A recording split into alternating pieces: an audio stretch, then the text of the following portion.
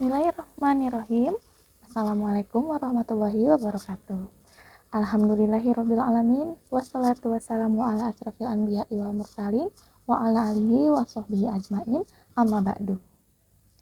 Baiklah para muslimin dan muslimah yang dirahmati Allah Subhanahu wa taala dimanapun kalian berada.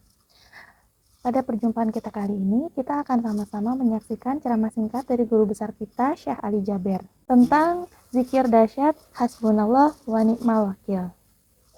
Mari sama-sama kita simak ceramah singkat dari beliau. Di salah satu zikir yang sangat dahsyat, hasbunallah wa ni'mal wakil. Ini tolong Bapak Ibu amalkan. Yang punya hutang, silahkan amalkan. Dengan niat, ya Allah, saya punya hutang belum mampu lunaskan. Hasbunallah wa ni'mal wakil. Hasbunallah wa ni'mal wakil. Hasbunallah. Terus, ya Allah, saya berkeinginan dapat jodoh yang insya Allah salihah yang mampu memimpin saya. Hasbunallah wa ni'mal wakil. Hasbunallah. Terus, ya Allah, saya punya hutang belum lunas. Ya Allah, ibu saya sakit. Apapun hajat kita, sebutin hajatnya dan silahkan wakili Allah yang urus. Karena hasbunallah wa ni'mal wakil, cukup bagi aku Allah sebaik-baik yang diwakili. Berapa? Bebas. 100, 200, 1000 bebas. Alhamdulillah jamaah sekalian, zikir ini saya tidak pernah berikan ke jamaah pasti berhasil. Semua hajat orang berhasil. Bahkan ada di antara jamaah yang pernah WhatsApp, maaf Syekh, udah saya berkali-kali baca, tapi rasanya belum tuntas hajat saya. Di antara 1000 jamaah, kurang lebih satu-satunya aja yang dia belum berhasil. Yang lain ada yang dalam seminggu tuntas, ada yang 2 minggu habis selesai, ada yang sampai 1 bulan. Tapi rata-rata alhamdulillah semua berhasil mendapatkan hajatnya. Cuma saya kaget ketika ada seorang jamaah, Syekh, maaf, sampai sekarang kok belum selesai. Saya berkata, tak mungkin tak selesai. Tidak boleh, harus selesai. Kamu jujur dah selesai? Benar, sampai sekarang belum tuntas. Kamu ada masalah. Pasti ada masalah. Karena zikir ini sangat dahsyat. Tidak mungkin hajat kita tidak tuntas.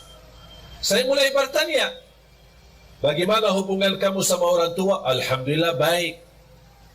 Sudah berkeluarga? Berkeluarga. Sama istri, sama anak? Alhamdulillah lancar. Suka puasa? Alhamdulillah suka puasa, malah dia puasa Nabi Daud. Apa yang masalahnya kok sampai sekarang belum tuntas hajatnya? Saya bilang, maaf Pak, pasti ada sesuatu. Coba cek lagi. Langsung dia berkata, maaf Syekh, saya hampir sering, berkali-kali terjadi itu. Apa? Ketiduran salat subuh. Oh, di situ masalahnya. Kuda tuntas hajatnya. Apa guna zikir kalau tidak salat? Betul tak? Tak ada zikir, mau dia tariqat, mau dia hakikat, mau dia ma'rifat, tak ada zikir tanpa salat. Semua amalan kita sia-sia kalau tidak salat. Haji setiap tahun tidak salat, sia-sia, tidak ada satu pun diterima. Umrah setiap bulan, sia-sia kalau tidak salat. Salat itu tiang agama, jatuh salat, jatuh agama. Walaupun saya merasa beban dan berat untuk tinggalin HP, tapi tak apa-apa. Kita karena Allah dan untuk merubah diri lebih baik, Apalagi kalau kita sedang puasa. Syekh, ada nggak amalan lain? Tapi jangan tinggalin HP. Berat. Tapi mengapa saya nawarkan kepada Bapak Ibu amalan ini? Karena apa yang telah saya nikmati dan rasakan, saya ingin Bapak Ibu juga nikmati dan rasakan. Saya tidak mau cerita, tapi biar Bapak Ibu sendiri yang mengalaminya, biar Bapak Ibu sendiri yang merasakannya. Tolong, kalau boleh saya memohon, boleh nggak saya mohon? Boleh ya? Saya mohon dengan hormat, saya mohon dengan rasa cinta saya kepada Bapak Ibu. Tolong, mulai hari Senin, off HP-nya. Dikuburkan sementara. InsyaAllah nanti pas habis maghrib hari Kamis, baru boleh aktif. Kalau bisa ini, saya tidak minta seumur hidupnya begitu, tidak. Sekali-kali boleh. Kalau bisa, setiap bulan ada 3 hari kita jauh dari HP. Wallahi Bapak Ibu nikmat. Karena mohon maaf, gara-gara HP itu membuat kita banyak stres. Kita aja menjaga diri dari dosa, mau tidak mau terlanjur dosa gara-gara HP. Komunikasi, ada kata-kata, ada foto, ada gambar, ada video, macam-macam. Apalagi dalam kondisi sekarang. Sekarang HP aplikasinya bisa Twitter, bisa Facebook, bisa WhatsApp, bisa BB, bisa semua. Semua syaitan ada di HP. Berapa syaitan? Bahagia seorang yang bisa menjadikan HP itu salah satu yang bisa digunakan amal saleh, mendekatkan diri kepada Allah melalui HP. Bisa menjawab jamaah, pertanyaan, bisa melayani jamaah, bisa menyampaikan hikmah, nasihat. Siap Bapak Ibu? Hasbunallah wa ni'mal wakil. Khususnya pemuda-pemuda ini. Nampaknya berat ini. Mau 1 jam aja jauh dari HP. Yang aku heran, saking kita asik sama HP, pas sudah habis baterai sambil dicas masih megang HP. Mau tidur, yang terakhir kita bertemu sama HP. Begitu melek mata bangun, yang pertama dilihat HP. Astaghfirullahalazim. Mohon maaf, menurut saya itu keterlaluan, berlebih-lebihan. Itu kita tidak sadar. Tapi silahkan Bapak Ibu, silahkan coba. Apalagi saya hari ini, kalau saya mau komunikasi sama istri, ada perlu, ada apa, pakai HP yang pendamping saya. Ada orang pendamping saya pakai HP-nya. Sini udah gimana? Ini nanti saya pulang ya. Selesai. Dah pakai HP saya lagi. Bertahan hanya 3 hari. Memang mohon maaf, urusan HP banyak kita urus. Ada urusan keluarga, ada urusan kerjaan. Saya maklum. Tapi yang saya ingin, Anda harus bisa melatih diri untuk walaupun sementara.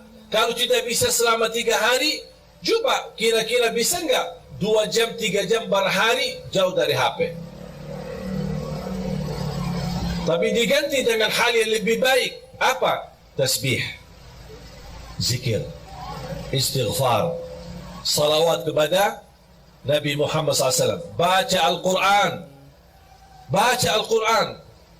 Dan salah satu amalan yang saya sampaikan itu, selain yang saya tadi sampaikan, adalah baca suratul Baqarah.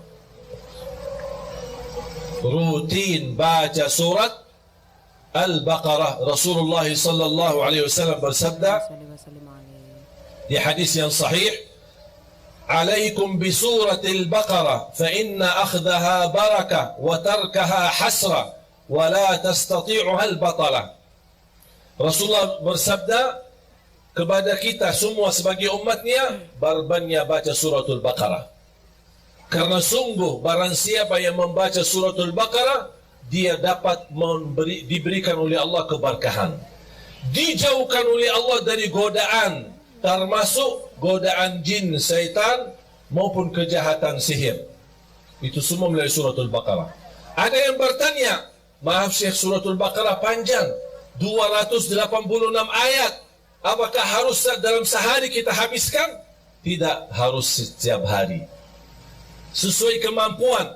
Hari ini berapa? Besok lanjut. Besok lanjut. Besok lanjut sampai selesai. Begitu selesai, ulang lagi suratul Baqarah.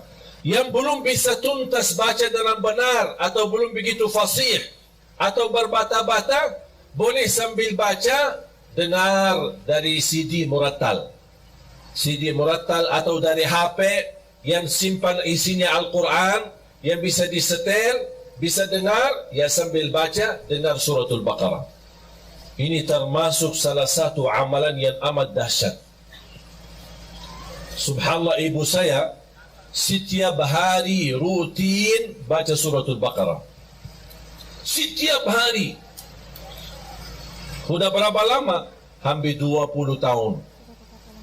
Dah pernah tinggalkan suratul Baqarah. Kalau tidak sempat di rumah, dia baca di mobil.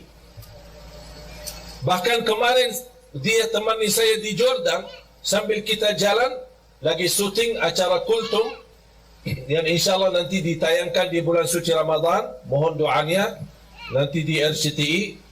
Sambil saya jalan-jalan sama ibu sendiri sambil megang HP baca suratul Baqarah. Setiap hari dia sudah komitmen selesai suratul Baqarah setiap hari sekali. Saya tidak minta bapak ibu setiap hari sekali, sesuai kemampuan. Setelah juz boleh, kalau bisa 1 juz boleh, kalau tidak bisa 1 juz hanya berapa halaman, tak apa-apa. Halaman ini besok lanjut sampai selesai. Begitu selesai ulang lagi. Karena suratul Baqarah luar biasa dahsyat. Bukan hanya untuk keberkahan, bahkan untuk penyembuhan dari penyakit.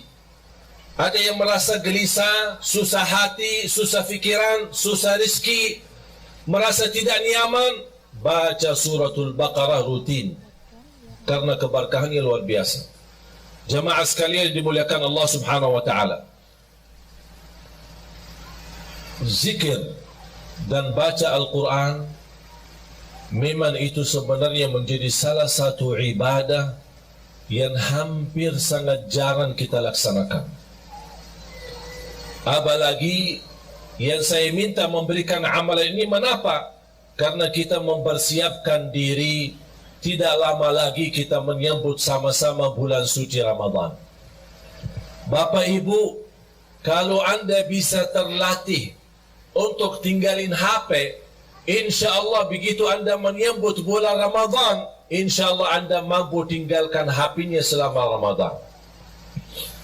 Dan itu bukan sesuatu yang susah, sangat mudah, tapi kembali kepada diri kita. Inna Allah la yughayyiru ma biqawmin hatta yughayyiru ma bi anfusihim. Allah tidak akan merubah satu kaum, tidak merubah nasib satu kaum, tidak merubah kebahagiaan satu kaum, kecuali mereka merubah diri sendiri. Komitmen Bapak Ibu sudah niat, yakin, insya Allah siap. Dan saya harap semua jamaah sekalian memiliki perasaan yang sama. Nikmati hidupmu hari ini, jangan fikirkan hari besok, karena belum tentu hidup sampai besok. Kalau kita hidup besok, alhamdulillah, semangat lagi, terus berjuang di dunia, cari nafkah yang halal, bahagiakan orang tua, bahagiakan keluarga, beribadah semaksimalnya, salat 5 waktu, baca Al-Quran, bersedekah, dan seterusnya amal-amal saleh lainnya. Saya doakan mudah-mudahan Bapak Ibu semua husnul khatimah. husnul khatimah, husnul khatimah. Dianugerahkan taufiknya Allah agar kita menjadi hamba yang salih salihah untuk hari hidup kita, hari kebahagiaan kita, hari bisa istiqamah dalam taat kepada Allah. Bukan kita memohon panjang umur begitu saja, tapi kita memohon panjang umur dalam taat kepadamu ya Allah. Itulah umur yang bermakna. Tapi kalau umur tanpa taat, itu umur yang sia-sia.